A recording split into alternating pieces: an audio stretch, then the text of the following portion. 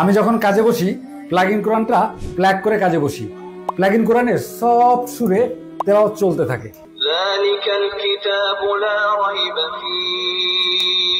আমার ওয়াইফ যখন রান্না করে সেও প্লাগ ইন কোরআনটা প্লাগ করে নেয়, কোরআন তেলাওয়াত শুনতে থাকে আর রান্না করে ফেলে।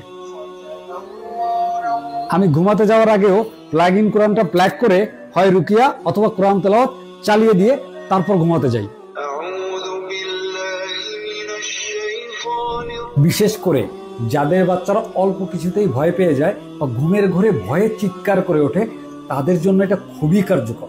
আপনার পরিবারে আলাদা একটা প্রশান্তি কাজ করবে যখন আপনি নিয়মিত তেলাওয়াত চালিয়ে রাখবেন। আমি মাঝে মাঝে কোরআন তেলাওয়াত চালিয়ে রাখি, আবার মাঝে মাঝে রুকিয়া চালিয়ে রাখি।